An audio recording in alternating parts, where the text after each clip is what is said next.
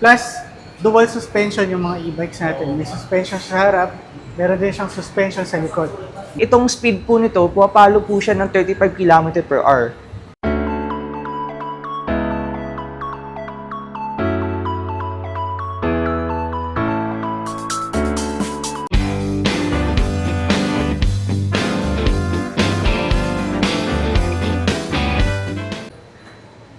Isang magandang pinagpalang araw sa inyo, aking mga ikot, no? Ako nga po, si Just TV Vlog at meron na naman tayong na-discover. Grabe. Andito, napakadami nilang mga two-wheelers dito. At syempre, ayoko na sabihin to. Gusto ko muna ipakilala sa inyo si Boss. Boss, pakilala ka nga, Boss. Hello mga viewers ni Boss Judge. Ako nga ulit si Mike ng EV Supreme at ngayon nandito tayo sa bago naming branch sa Fisher Mall, Quezon City. Yan. Maraming salamat Boss Judge at nabisita mo kami. Yun, oo nga, maraming salamat din. At ako, makakagawa naman ako ng content. Syempre, alam niyo naman, pag EV Supreme ako, sari-sari meron sila rito. Pero may papakita lang muna namin yun dito, yung mga e-bike. Yes. Bakit Oo. nga naman e-bike? Mm. Nako, alam niyo naman yun sa EDSA, di ba? Ang dami-daming mga hidden camera dyan, di ba? Ayun, medyo mainit na mainit ang Mm. issue natin ngayon sa NCAP.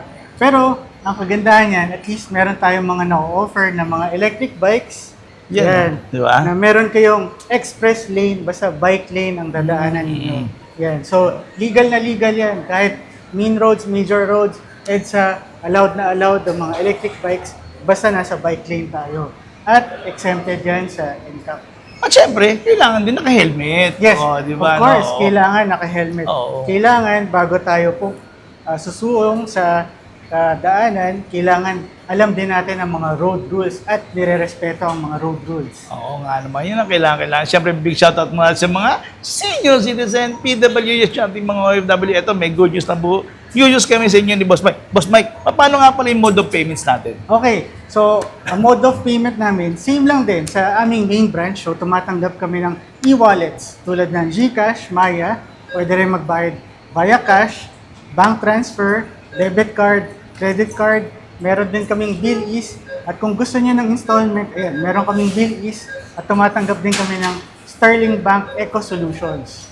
Yan. At saka hindi lang yun, marami pang promo si Boss Mike din dito. Pero yun nga pala, may sinasabi si Boss Mike kanina. Baka hindi nyo alam, meron silang branch na yung pinaka-main branch, Boss, sabihin mo nga din pala. Sir. Okay, yung main branch namin is nasa E. Rodriguez, no? So sa Don Graciano Building. Itong Fisher Mall, ito ang aming bagong branch, ang aming extended branch. Yan. At dahil kami ay kakabukas lang, meron kaming opening promo dito. So naka-sale ang aming items na naka-display dito ngayon sa Fisher Mall. Yun, ito, may sale-sale na kagad. Oo. Pero, sige, umpisa na natin dito, Boss Mike. Boss Mike, ano nga ba to, Boss Mike? Ako naman magiging cameraman natin. Dahil ang ating napaka-gwapong cameraman, yung ating sales representative talaga dito. Kilala ka natin, Idol.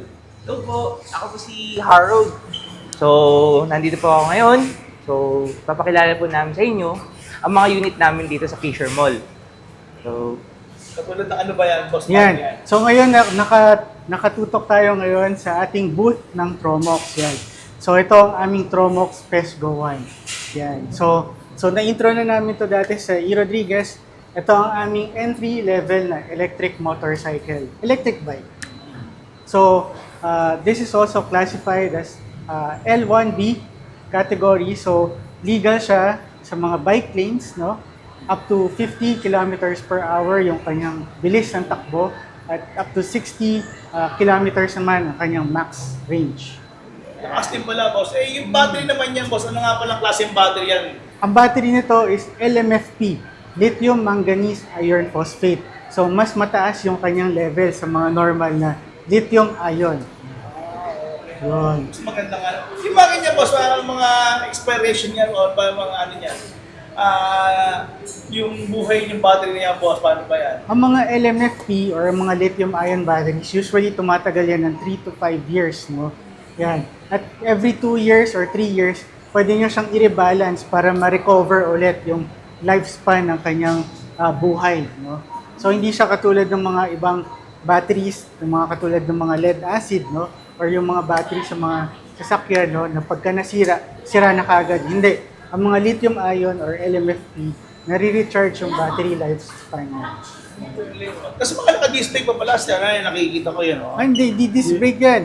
Hydraulic brakes yan. Hydraulic pa? Oo, para siyang normal na motorsiklo, naka-hydraulic brakes. Oo, bakit Yung mga malakas, oo. Pesgo Disc brake 1. lang, parang sa bisikleta lang yun eh. Yes, oo. So ito, So mas malakas pala yan. yes, mas safe, no? Oh, mas safe. Naka-combi brake system din siya. Tapos removable yung kanyang battery, pwede i-charge sa bahay, sa condo, sa eskwela, sa office, no? Yan. Meron pa siyang mobile app, may GPS tracker pa. Ah, ganon. Yes, So oo. hindi pala basta-basta mo na ni-inok to, matitrace ka pala, no? Yes, ganun siya ka-high-tech.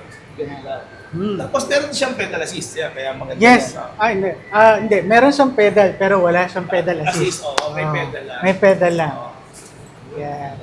So may presyo ba tayo na, sir? Oo, ang ongoing price na to, ang SRP niya is 84,800, pero naka-less 10% siya. So ngayon, magbibili siya ng 76,320 na lang. At kung wala namang cashier, paano ba yun? Pwede rin gumamit ng credit card, no? So meron tayong regular installment na ino-offer with any other credit cards. Ito sir, ano itong parang halimaw na itong nasa ibaba na ito? Ito naman ang aming Coswheel T24. Yan ang aming pang off-road na e-bike. Off-road? Yan, oo. 24-inch yung kanyang gulong. Tingnan mo na nga ang mga love niyan. Yes. So 34-inch yung gulong. 24-inch yan. 24. Oh, all-terrain tires yung tawag dyan. So, pwede siya sa pambundok, semi-trail, no? Kaya malaki yung gulong niya kasi pwede mo siyang isuong sa mga matataas na lugar. Pero ito sir, alloy na itong frame niya. Alloy, full alloy frame siya. Oh, so, Ito sir, ano to sir? Johnny Walker? yan naman ang kanyang removable battery. Akala ko Johnny Walker. Ah, kulay, Pala kulay yan. Johnny Walker lang. Oo. Pero yun ang design ng e-bike na yan. No, Galing. so medyo nakaslanted yung kanyang battery pero nahuhugot yan dito. Oh, hugot So naman. tatanggal yan dyan. Yes. Oh. May ilaw talaga siya? Yes, sir. Yes, may ilaw yan. LED yung kanyang ilaw. Dual disc brakes, 500 watts. Yung motor power niya. Yung battery naman niya is 48 volts, 15 Ah. Yan. Can go up to 50 kilometers yung max distance niya on full electric. Kung nagpe-pedal kayo, pwedeng umabot ng 70-80 kilometers yan. So pwede pa rin, magagamit din pala yung pedal dito. Yes, so pedal assist yan. Oo. So meron siyang tatlong mode. Meron siyang manual mode, meron siyang pedal assist mode, tsaka meron siyang full electric mode. Meron din siyang 7-speed Shimano gears. Ganda. Ito sir, na angat din ba to sir? Kung mas matangkad-tangkad naman yung gagamit. Yes, sir. oo. Yung seat post niya. Adjustable yung kanyang seats. Yan. So pwede siyang iangat. Tatangkad pa. Yan. Yes, sir. Dito rin yung suspension niya na-adjust din. So kung medyo may katangkaran ka, ito ang para sa'yo. Yan. May presyo tayo niya sir? Oo. Ang price naman natin ito is 68,800. Pero naka-sale din siya with 10% off. Wow. Yan. Mga 10%. So lumalabas na siya 61,000 mahigit na lang. Okay, sir, ano naman to? Ito sir. Ito nasa kapila na to. Hmm. Ito naman ang ating Coswheel T20. Yan. So, similar yung motor power niya, 500 watts. Yung battery niya is 48 volts. Pero, mas mataas yung battery na to. Naka 20 Ah siya. So, kaya niya, on full electric, 60 to 70 kilometers yung kaya niyang takbuhin. Galing. Andito yung battery niya. Okay. Yan. Oh. Same, meron din siyang headlights na LED. Dual disc brakes din siya. Yan, meron din siyang busina, meron siyang signal lights, meron siyang brake lights. Ganda. Ganda. Pwede rin itong off-road, no? Pwede rin, 20x4 naman yung tires niya. Fat yung tires niya. Okay. Oh. Ang kagandahan sa mga fat tires nga pala, Boss Judge, mas komportable sila pagka ginagamit mo sa daan. Kasi mas kaya niyang i-absorb yung mga bumps. No? So, mas stable ka rin sa daan. Plus, dual suspension yung mga e-bikes natin. May suspension sa harap, meron din siyang suspension sa likod. No? Yun yung kagandahan doon. Okay, sir, magkano naman yung ganyan sir? Yung ganito naman, ang regular price natin is 69,800 at naka-sale din siya with 10% off. No? So, lumalabas na sa 62,000 mahigit na lang siya. Pwede, di ba? Na sobrang tipid na yan. Pwede pa kayo sa EDSA. Yes. Diba, wala kayo. Lalo ngayon, ang bicycle talagang hindi nila tinatabihan talaga ng mga pagbumotor o nagkukotse, di ba? Talagang mas mabilis ang biyahe ngayon. Yes. oo. Ito sir, itong napakita to sir. Ito naman sir, ang ating T16. Pumapalo po ito ng 45 km per hour. Ang sino po siya ng motor power na 500 watts. Mapaganda naman ito sir. Meron siyang front and rear rack. Tapos dual. Iba niya card. Ito naman po ang ating GoBoard Titan Pro J. Unlike po kay GoBoard Titan Hero, ito naman po, ito yung basic naming scooter. Pero, itong speed po nito, pumapalo po siya ng 35 km per hour. Kasi ito po yung motor po niyan, sir. Hub type. Tapos semi-hydraulic na din po siya. Pwede rin ba mareno rito? Sir? Pwede rin ba mareno rito? O talagang dun lang sa Dun talaga, sir. Sa brake lever Mm. niya? Dito. Tapos sir, ang kaya niyang takbuhin kapag full charge ay up to 40 km.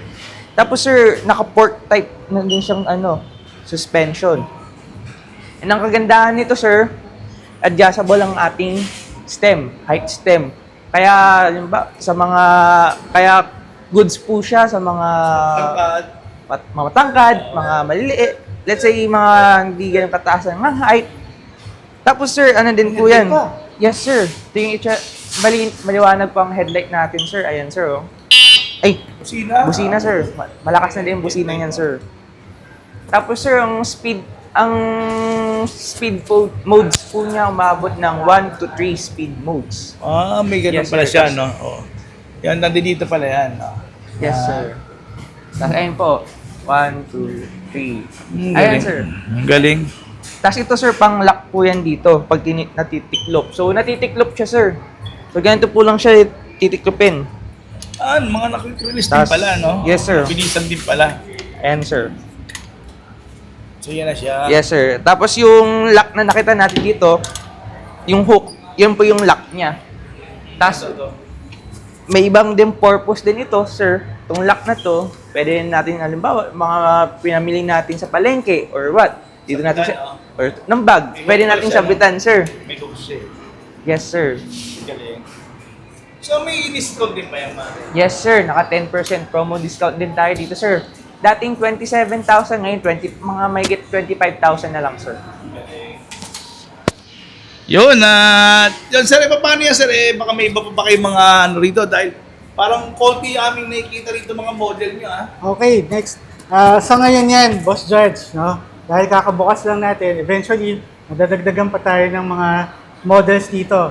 Okay, so sa mga viewers, ni Boss Judge, punta lang kayo dito sa Fisher Mall sa Quezon City. So nasa Quezon Avenue itong branch na to. So matatagpuan nyo kami dito sa gilid, sa supermarket, papunta sa basement parking. Yan. So yan yung escalator, papuntang basement parking. Diyan ang daan, papunta dito sa shop namin. Or kung manggagaling naman kayo dito sa main entrance ng mall, makikita nyo kami dito sa gilid. Yan. So ito yung main entrance ng mall. So nandito lang kami sa gilid. Papasok lang kayo sa loob ng mall, ikot lang kayo dito sa amin. Okay, ang main branch namin is nasa E. Rodriguez, Quezon City. No, so nasa Don Graciano Building, 1180 E. Rodriguez, Quezon City kami. Nasa tapat kami ng Christ the King Church. At ang nasa gilid naman namin is sa Hemady Square. Maraming salamat ulit, Boss Judge. At pinaunlakan mo kami at dinalaw mo kami dito sa aming bagong branch sa Fisher Mall, Quezon City. Thank you po.